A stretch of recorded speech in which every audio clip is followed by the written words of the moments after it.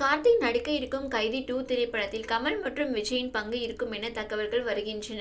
லோகேஷ் கனகராஜ் இயக்கத்தில் வெளியான திரைப்படம் தான் விக்ரம். கமலின் அதி தீவிர ரசிகரான லோகேஷ் கனகராஜிற்கு தன் நாயகனை இயக்கும் வாய்ப்பு விக்ரம் படத்தின் மூலம் கிடைத்தது. அந்த வாய்ப்பை திறன்பட பயன்படுத்தி பிளாக் பஸ்டர் வெற்றியை கொடுத்தார் லோகேஷ். 2022ஆம் ஆண்டு வெளியான இப்படம் மிகப்பெரிய வெற்றியை பெற்றது.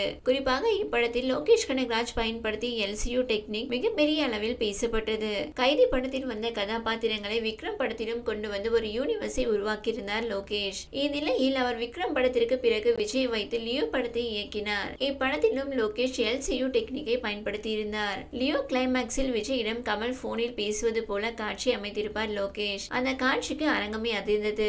இதைத் தொடர்ந்து லோகேஷ் தற்போது ரஜினியை வைத்து கூலி என்ற திரைப்படத்தை இயக்கி வருகின்றார். சன் பிக்சர்ஸ் தயாரிப்பில் அனிருத்தின் இசையில் உருவாக்கி வரும் இப்படம் கண்டிப்பாக LCUவில் இணையாது என லோகேஷ் கனகராஜ் கூறியிருந்தார். எனவே ரஜினியின் கூலி திரைப்படம் தனி கதையாகவே இருக்கும். ஆனால் லோகேஷ் கனகராஜ் கூலி படத்தை தொடர்ந்து இயக்க இருக்கும் கைதி 2 திரைப்படம் கண்டிப்பாக LCU படமாக இருக்கும் என தகவல்கள் வருகின்றன.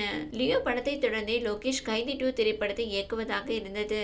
ஆனால் திடீரென லோகேஷ் கனகராஜிற்கு ரஜினி இயக்கும் வாய்ப்பு கிடைக்கவே கூலி படத்தை இயக்க சென்று விட்டார் லோகேஷ். எனவே கூலி திரைப்படத்தை தொடர்ந்து லோகேஷ் கனகராஜ் கார்த்தியை வைத்து கைதி 2 திரைப்படத்தை இயக்க இருப்பதாக தகவல்கள் வருகின்றன. இப்படத்தின் படப்பிடிப்பு 2025ஆம் ஆண்டு துவங்கும் என தெரிகின்றது. இந்நிலையில் கைதி 2 திரைப்படம் LCUவாக இருக்கும் என வந்த தகவலை தொடர்ந்து இப்படத்தில் கமலும் விஜயும் நடிப்பார்களா என்ற கேள்வி ரசிகர்களிடம் இருந்து வருகின்றது.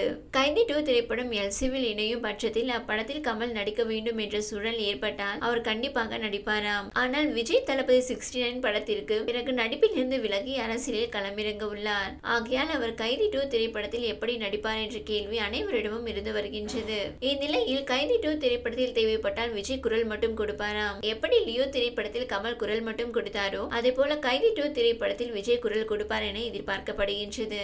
அவ்வாறு நடக்கும் பட்சத்தில் அது ரசிகர்களுக்கு செம விருந்தாக இருக்கும் என்பதில் எந்த சந்தேகமும் இல்லை.